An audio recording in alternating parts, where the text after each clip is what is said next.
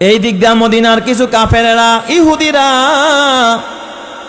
ওরা চক্রান্ত করলো যে মোহাম্মদের উপরে চাপ আসছে, এবার বহির্বিশ্ব চাপ দেওয়া শুরু করছে, মক্কায় ঢুকতে দেয় নাই। আমরা মদিনাবাসী এই সুযোগে একটা কাজ করি, কি করা যায়? ওই মক্কার এক ইহুদি সে নবীজির উপরে জাদু করলো, জাদু। নাউজুবিল্লাহ কোন সবাই। এক ইহুদি কি করছে? নবীর উপরে জাদু করছে। ওই ইহুদির নাম হলো লাবিদ ইবনুল আসাম। এই লাবিদ ইবনুল আসাম সে নিজে নবীকে জাদু করছে, আর তার সহযোগী ছিল তার দুইটা মেয়ে। মেয়েদেরকে সাথে নিয়ে লাবিদ ইবনে আসাম আমার নবীর বিরুদ্ধে জাদু করেছে। নাউজুবিল্লাহ কোন সবাই। জাদুবিদ্যাটা দেখবেন বেশিরভাগ এই ক্ষেত্রে নারী লাগে, পুরুষ দেয়া কাজ কম হয়, বেশিরভাগ কি লাগে? নারী লাগে, মহিলা লাগে জাদুবিদ্যায়। এই জন্য লাবিদ ইবনে আসাম তার নির্দেশে তার মেয়েরাই জাদুটা করে আমার নবীকে। কিভাবে জাদু করছে? চিরুনি আছে না, চিরুনি, এই চিরুনির সাথে চুল পেঁচাইছে, চুল, এরপর গিরা দিছে চুলের মধ্যে চিরুনির সাথে, এরকম গিরা দিয়া দিয়া তারপরে জারওয়ান নামক একটা কূপ ছিল, ওই কূপের মধ্যে একটা পাথর ছিল, ওই পাথরের নিচে এই জাদুর এই চিরুনি এবং এই চুল বাঁধা গিট দেওয়া গুলো নিয়ে ওই পাথরের নিচে লুকায়া রাখছে।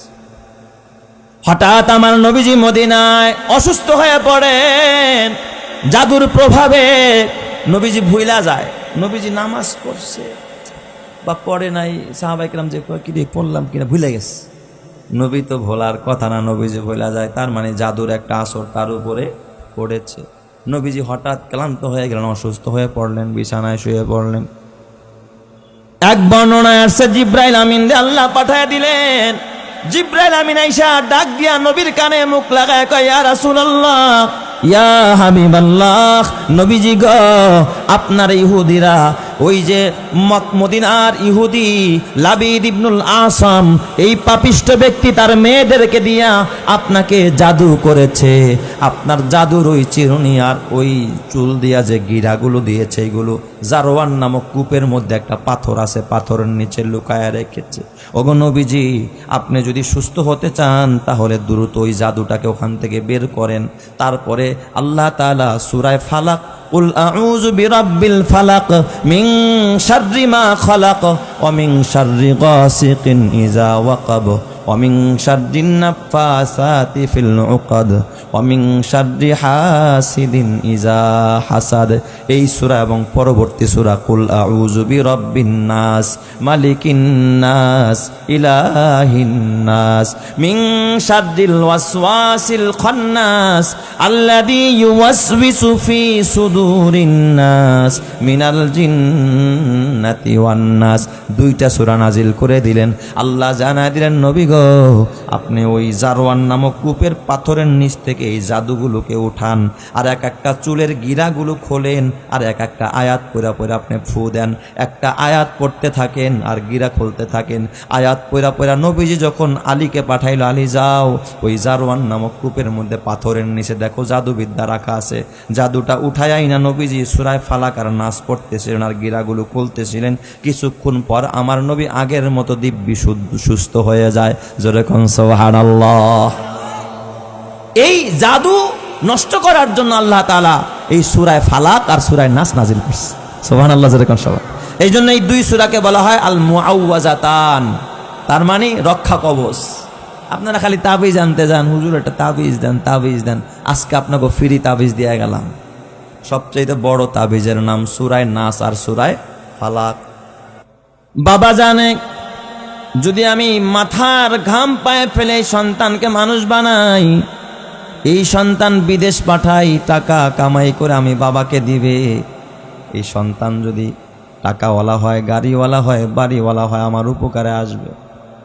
অথবা যদি এই স্বার্থ না থাকে, অন্তত আমার 3টা ছেলে বা 4টা ছেলে বা 5টা ছেলে যদি থাকে, পাশের বংশের সাথে যদি মারামারি লাগে, আমার ছেলেরা গিয়া অবসাইজ করে দিব। এটাও তো একটা স্বার্থ, কথা কয় না কে? এটা তো একটা স্বার্থ, তাই না? যে আমার জনবল লাঠি বাড়ছে, আমার কি বাড়ছে? লাঠি বাড়ছে, এটাও একটা স্বার্থ। আচ্ছা, তাহলে দুনিয়াতে মা বাবাও লালন পালন করে স্বার্থে, নেতারাও তার জনগণরে পালে, এটা কি স্বার্থে না বিনা স্বার্থে?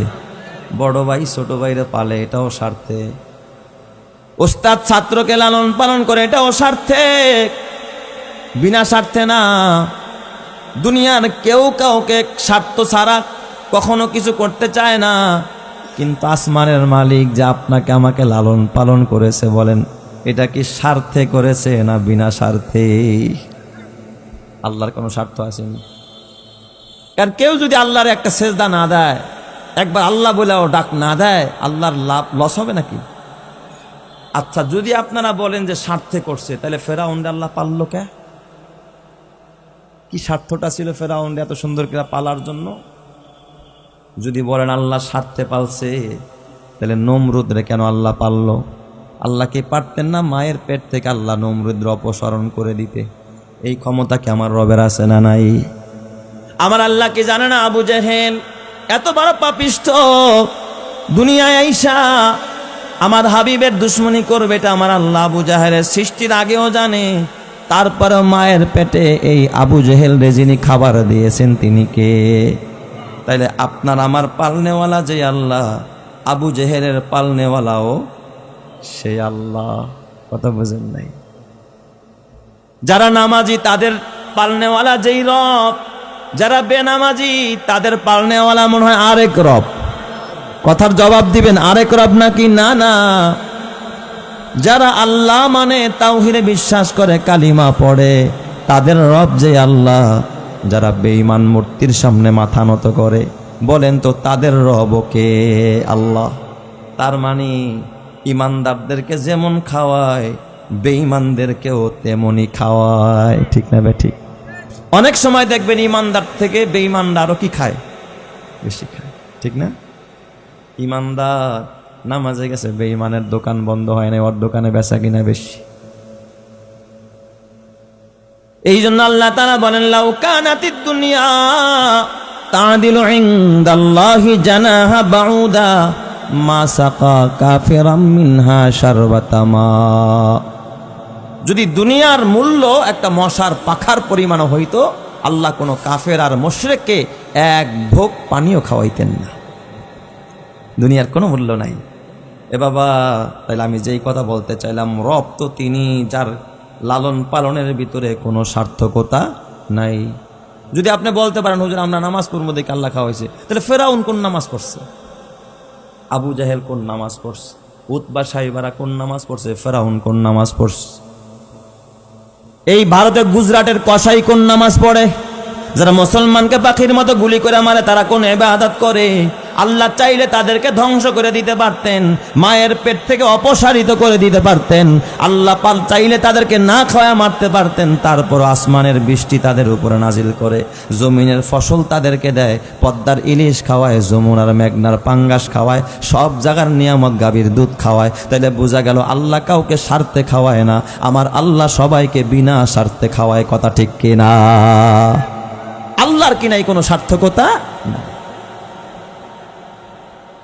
এ যুবক ভাই, ও বুড়া বাবা, হাতে পায়ে ধরা বলা যায়, খবরদার খবরদার।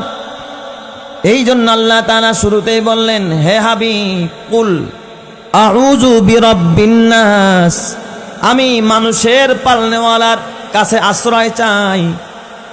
কার কাছে আশ্রয় চাই? মানুষের পালনেওয়ালা যিনি, মানুষের রব যিনি, মানুষের রব যিনি, পালনেওয়ালা যিনি, তার কাছে আশ্রয় চাই। তাকেই বলা হয় রব। এরপরে বললেন মালিকিন নাস, মানুষের অধিপতি যিনি, মানুষের মালিক যিনি, তার কাছে আশ্রয় চাই। মানুষের মালিক কে? আপনার আমার মালিক কে? আল্লাহ। নাকি আপনাকে আমাকে আল্লাহ কিনে আনছে কোথা থেকে?